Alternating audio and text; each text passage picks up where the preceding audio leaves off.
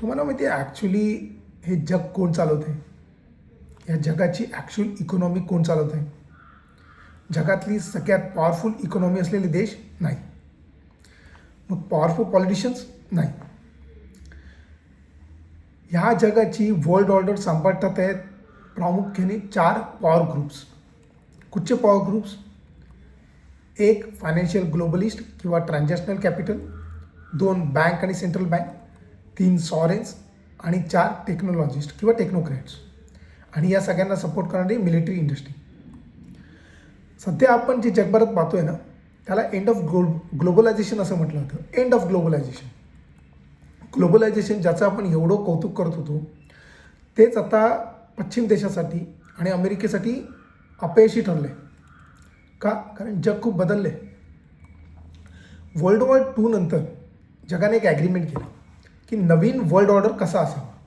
त्याच्यामध्ये चायना हा जगाचा फॅक्टरी बनला, जपान इंटरेस्ट रेट 0 ठेवून लेंडर बनला आणि सिस्टीमला त्यांनी लिक्विड ठेवलं. युरोप जगाचा बायर आणि कन्झ्युमर बनला, त्यांनी प्रोडक्टिव्हिटी आणि मिलिटरी देऊन स्टॅबिलिटी आणि सोशल वेलफेअर घेतलं. आणि युनायटेड स्टेट्स तो देश बनला ज्याने संपूर्ण सिस्टीम एन्फोर्स केलं. पेट्रो डॉलरला वर्ल्ड रिझर्व्ह करन्सी बनवून जे मिलिटरी इंडस्ट्रीयल कॉम्प्लेक्सने सपोर्ट केलं. याचा अर्थ असा की जर कोणत्याही देशाला ट्रेड करायचा असेल, व्यापार करायचा असेल किंवा आपली इकॉनॉमी जर उभी करायची असेल, जे डेव्हलपिंग कंट्रीज आहेत त्यांच्यासाठी, तर त्यांना हे रूल्स मान्य करावे लागणार. काय रूल्स होते? एनर्जी खरेदीसाठी डॉलर्स वापरा आणि US इंटरेस्टला धक्का लावू नका. पेट्रोल डॉलरमुळे जगाला एनर्जी खरेदीसाठी डॉलरची गरज पडत होती आणि मिलिटरीने त्यांच्या हे एन्फोर्स केलं आणि फायनान्शियल इन्स्टिट्यूट्स आणि सेंट्रल बँक्स पैशाचा फ्लो मॅनेज करत होते. जर तुम्ही रूल्स पाळले तर तुम्हाला इन्व्हेस्टमेंट मार्केट्स आणि प्रोटेक्शन मिळायचं. नाही पाळले, तोडले तर सँक्शन किंवा थेट वॉर. आता इन्व्हेस्टर्सला तर याच्यातनं भरपूर नफा झाला आणि ते आनंदामध्ये रिटायर पण झाले.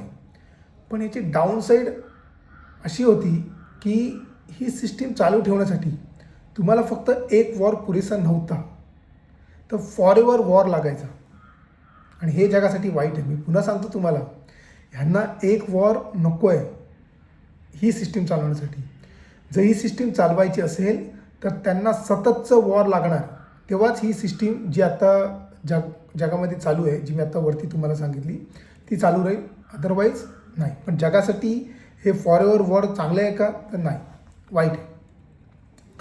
आता जर तुम्ही गरीब अमेरिकन असाल तर ही सिस्टीम अजून वाईट ठरते. का? कारण जॉब्स बाहेर गेले, सप्लाय चेन निघून गेल्या, फॅक्टरीज बंद पडल्या, वेल्थ कॉन्सन्ट्रेट झालं, मिडल क्लास फॉलो झाली आणि इतर देशांवर डिपेंडन्सी वाढली. कारण अमेरिकेने वस्तू बनवणंच थांबवलं. अमेरिका फक्त मनी आणि टेक्नॉलॉजी बनवत राहिला. आता बराच काळ जग असंच चालत होतं. टेक्निकली आजही पेपरवर तसंच चालते, पण ही सिस्टीम आता संपत चालली आहे. आज काही देशांनी एकत्र येऊन सांगितलं, ठीक आहे, आम्ही आमची सिस्टीम बनवतो. आणि जे सांगणारे देश आहेत ते आता इतके पॉवरफुल झाले आहेत, जशी चायना, जशी इंडिया. तर आणि त्यांना रूल्स जे वेस्टने आधी लावलेले ते एन्फोर्स करू शकत नाहीत जोपर्यंत वर्ल्ड वॉर 3 होत नाही. आणि वर्ल्ड वॉर 3 कोणालाच नको आहे. आता अलीकडे ज्या झालेले जे वर्ल्ड इकॉनॉमिक फोरम स्वित्झर्लंडमध्ये जे झालं, दावोसमध्ये, तिथे पॉवरचे लिव्हर कंट्रोल करणारे लोक भेटतात, मोठी लोकं भेटतात तिथे असं सांगितलं गेलं की आता गेम संपला आहे. ग्लोबलायझेशन वेस्ट आणि युनायटेड स्टेट्ससाठी अपयशी ठरले आणि ही एक फेल्ड पॉलिसी. ग्लोबलायझेशन ही एक फेल्ड पॉलिसी आहे, हे असं तिथे ठरलेलं आहे. सगळ्यात स्वस्त लेबर शोधणं म्हणजे यालाच ग्लोबलायझेशन म्हणायचं. पण खरं हे आहे की यामुळे अमेरिका मागे पडला, अमेरिकन वर्कर्स मागे पडले. आता जपानला आपली कॅपिटल परत आणावी लागते. मी कालच्याच व्हिडिओमध्ये तुम्हाला एक्सप्लेन करून सांगितलेलं आहे. US ट्रेजरीज त्यांना विकाव्या लागतात. तर त्यांच्याकडे जवळजवळ $1.1 ट्रिलियन US डेट आहेत. त्याच्यातले त्यांनी 100 बिलियन लास्ट वीकमध्ये विकल्यासुद्धा आहेत आणि ते याच्या पुढे अजूनही विकतील. बाकीच्या देशांनी सुद्धा हेच केलेलं आहे. बाकीचे देश आणि हेच करतात आहेत. मग इंडिया असू दे किंवा चायना असू दे किंवा अजून बाकीचे देश. पण ह्याच्यामुळे काय होतं? ह्याच्यामुळे डॉलर जो आहे हा वीक होतो. कारण डॉलरला एक परपेच्युअल डिमांड लागते सततची. आणि ती डिमांड आता कमी होते. कारण कुठचे देश अमेरिकन डेट घेतच नाही आहेत ना, अमेरिकन ट्रेजरी बॉन्ड्स घेतच नाही आहेत. त्याच्यामुळे ऑब्व्हियसली डिडॉलरायझेशन होते. आता युरोपने शिकलं की एनर्जीसाठी इतर देशांवर सेफ्टी आणि मिलिटरीसाठी आउटसोर्सिंग केली, तर रूल एन्फोर्स करण्याची ताकद त्यांच्यामध्ये उरत नाही. म्हणून आता प्रश्न असा आहे की न्यू वर्ल्ड ऑर्डरमध्ये पॉवर कसं डिवाईड होणार. आता हेच मी तुम्हाला समजून सांगणार आहे. कोण प्लेयर्स आहेत आणि त्यांना काय एक्झॅक्टली पाहिजे आणि ह्याच्यानंतरचं फ्युचर कसं दिसू शकतं. वर्ल्ड वॉर II नंतर जवळजवळ 80 वर्ष चाललेला हा जुना गेम आता संपतो आहे. तो अगदी फोर्थ टर्निंग या मॉडेलशी जुळतो. फोर्थ कमी टर्निंग मॉडेल काय असतं तुम्हाला माहिती आहे. प्रत्येक 20 वर्षांनी क्रायसिस येतो आणि सगळ्या गोष्टी संपतात आणि पुन्हा ते रिसेट होतं दर 20 वर्षांनी. आता तुम्हाला थोडक्यात एक रिव्ह्यू देतो, एक ओव्हरव्ह्यू देतो की हे जे पॉवर ग्रुप जे मी तुम्हाला सांगितले मगाशी, तर ते कसं आणि काय काम करतं.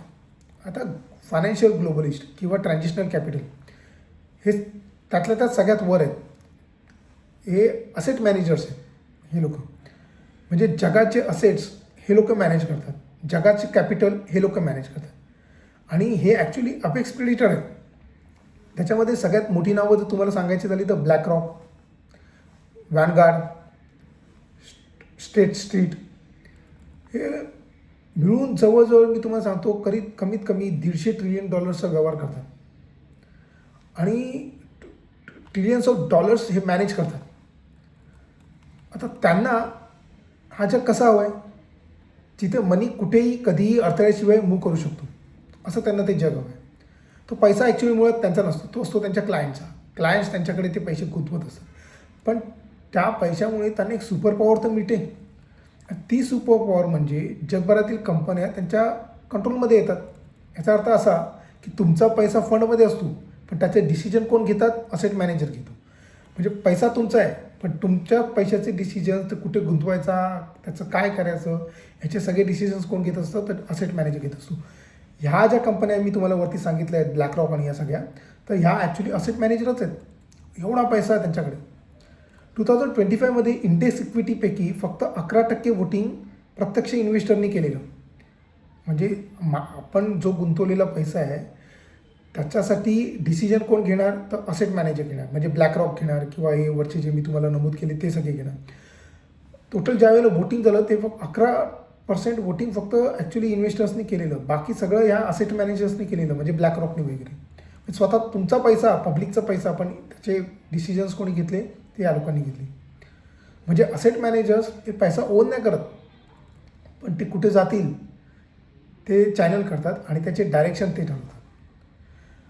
आता त्यांना लॉ आणि मिलिटरी कंट्रोलची गरजच नाही आहे. कॅपिटल फ्लो कंट्रोल करून ते डिसिजन गाईड करू शकतात. तर हे पुढच्या जगाचे कंट्रोलर असतील. पुढचं जे जग आहे हे कंट्रोल करू शकतात. आता दुसरे जे जग कंट्रोल करू शकतात ते म्हणजे बँक्स आणि सेंट्रल बँक्स. दुसरा अपेक्स प्रेडिटर आहे. त्यांना सिस्टीम बदलायचंच नाही आहे, कारण त्यांना मनी प्रायव्हेटाईज होऊन द्यायचं नाही आहे. म्हणून त्याचं सोल्युशन आहे CBDCs, central bank digital currencies.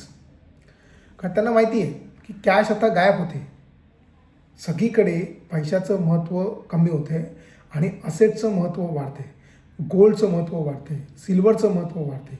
लोकांना आता डॉलर त्यांच्या बँकेमध्ये ठेवायचे नाहीत, तर त्यांना हे असेट्स किंवा हे सिल्वर, गोल्ड ह्यासारखे असेट्स त्यांना आतमध्ये करायचे आहेत. कारण त्यांना माहिती आहे की ह्याच्यापुढे कदाचित गोष्टी कॅशवर होणारच नाही आहेत. कॅश हा प्रकारच कदाचित जगातनं गायब होईल आणि म्हणून त्यांना अशी जगाची रिऑर्डर होऊन द्यायची नाही. त्याच्यामुळे कॅश गायब होत असताना काय होतं, प्रायव्हेट पेमेंट्स रेल वाढताना बँक इरिलिव्हंट होण्याच्या भीतीमध्ये असतात.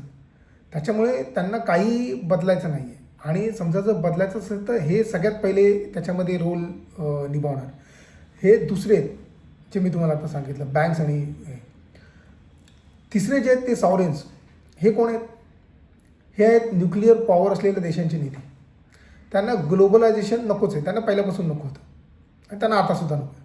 त्यांना काय हवं आहे, मग त्यांना हवं आहे कंट्रोल. उदाहरणार्थ किम जोंग, कोरिया. माहितीच असेल तुम्हाला. त्यांना मार्केट परफॉर्मन्सपेक्षा सॉरेनिटी महत्त्वाची. त्यांना जग कंट्रोल करायचे ह्याच्या पुढचं. तर ते काही असे लोक आहेत जे अडथळा निर्माण करून जगाची ऑर्डर बदलू शकतात, वर्ल्ड ऑर्डर कदाचित बदलू शकतात आणि थोडाफार प्रमाणामध्ये ते जग कंट्रोल करू शकतात, कारण त्यांच्याकडे बॅड थॉट्स आहेत. चौथे जे आहेत ते टेक्नॉलॉजिस्ट किंवा टेक्नोक्रॅट्स. ह्या मोठ्या मोठ्या कंपन्या तुम्हाला माहितीच आहे, गुगल आहे, ॲपल आहे किंवा मायक्रोसॉफ्ट आहे. ह्या सगळ्या ह्यांना नॅशनलिझम आणि ग्लोबलायझेशनपेक्षा इफिशियन्सी, डेटा आणि नेटवर्क हे सगळं महत्त्वाचं आहे. आणि हे लोक काय करतात, हे गव्हर्नमेंट कॉन्ट्रॅक्ट्स, डेटा ॲक्सेस किंवा फंडिंग मिळालं की ते कोणाबरोबरही काम करतात. हे लोक असे आहेत जे पुढची वर्ल्ड ऑर्डर चेंज करू शकतात किंवा ॲक्च्युलीमध्ये कंट्रोल करू शकतात, कारण त्यांच्याकडे एवढा मोठा डेटा आहे, त्यांच्याकडे डेटा ॲक्सेस आहे, त्यांच्याकडे गव्हर्नमेंटचे कॉन्ट्रॅक्ट्स आहेत. तर हे लोक कदाचित पुढची वर्ल्ड ऑर्डर ठरवू शकतात. आणि या सगळ्या गोष्टींना सपोर्ट करायला काय आहे, तर मिलिटरी इंडस्ट्रीची एन्फोर्समेंट लेअर आहेच. ती इन्स्टॅबिलिटीवर थ्राईव्ह करतात आणि रूल्स एन्फोर्स करणं हे त्यांचंच काम आहे. आता मी जे तुम्हाला सांगतो आहे हे काही गुड वर्सेस सिव्हिल नाही आहे, हा आहे पॉवर वर्सेस पॉवर. माझ्या मते, इन माय ओपिनियन, बरंच काही आधीच निगोशिएट झालेलं आहे.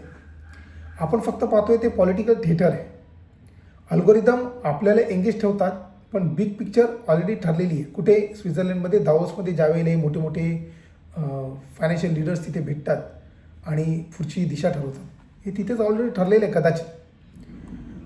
हा फ्रेमवर्क जो सायमन डिक्सनकडून इन्स्पायर झालेला आहे, हा इन्स्पायर झालेला आहे. तर ह्या पुढच्या वर्ल्ड ऑर्डरसाठी आपल्याला रेडी राहायलाच लागणार, कारण हेच लोक आहेत, ह्याच ज्या 4 संस्था आहेत ज्या मी तुम्हाला सांगितल्या, ह्या पुढचे वर्ल्ड ऑर्डर ठरवणार आहेत आणि ते मॅनेज करणार आहेत.